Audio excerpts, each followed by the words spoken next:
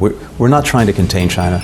We're not trying to hold it back. We recognize that countries have relationships with China, interests with China. We're not trying to say you have to choose between China and the United States. But here's what we are saying. We're in favor of upholding certain basic ideas, and in particular, this so-called rules-based international system that we and the United Kingdom, among others, have heavily invested in for generations. And that's been a benefit to us, been a benefit to countries around the world. Whenever anyone tries to undermine that system by not playing by the rules, by not making good on commitments it's made, then we will stand up and say, no, we don't accept that.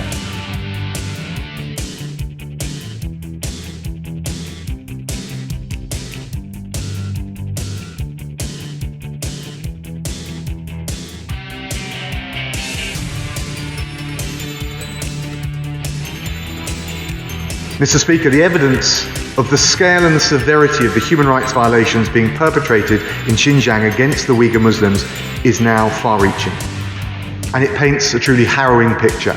Since 2017, up to 1 million Uyghurs have been placed in what some call concentration camps and the Chinese government calls vocational education centres to disperse Uyghurs around China, far from their families. This is almost certainly over northern China, over Xinjiang. Can you tell us what is happening here? Why people are kneeling, blindfolded and shaven and being led to trains in modern China? Why? What is going on there? I do not know where you get this videotape. Have you been to Xinjiang yourself? No, I never have. You know, Xinjiang is regarded as the most beautiful place in Xinjiang. Nothing to see here. Barbarism we had hoped lost to another era being practiced today as we speak in one of the leading members of the international community. We've not been making the argument properly and fully about the plight of the Falun Gong, the plight of the Uyghurs, about the brutal, truthful fact that it is utterly right to compare the way the Chinese government treats minorities, treats different points of view within its country. It is utterly right to compare that with what the National Socialists did between 1933 and 1945. There's been widespread international condemnation of China following a parliamentary vote to impose new national security laws on Hong Kong.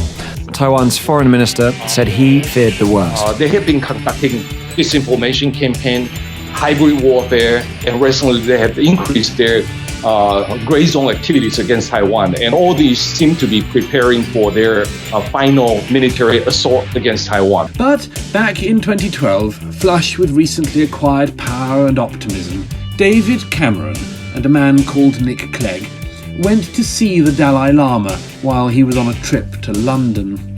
The British government issued an apology to the Chinese authorities for all the offence caused, and normal trade relations were eventually restored. It was the account of the first meeting between British and Chinese officials after this affair that was so memorable. I was told that before the meeting could get underway, the CCP officials attended to a bit of old business. A copy of the British apology was pushed across the table toward the British officials, who were then asked to stand up and read it out loud, which they duly did. Sitting down afterwards, the lead Chinese official apparently smiled and said, "We just wanted to know you meant it."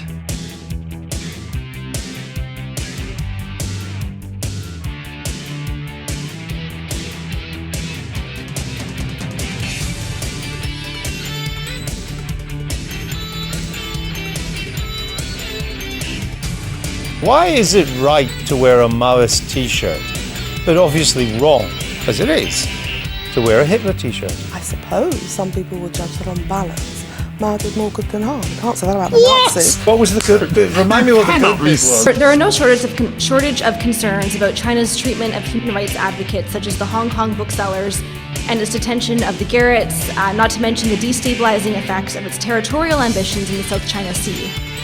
Given these concerns, why is Canada pursuing closer ties with China? How do you plan to use that relationship to improve human rights and security in the region? And did you specifically raise the case of the Garretts during your discussions with the Foreign Minister today? 你的提问充满了对中国的偏见和所谓不知道从什么地方来的傲慢，我是完全不能接受的。I have to say that your question is full of prejudice and against China and arrogance, where I don't know where that come from. Oh, shut up, you tart.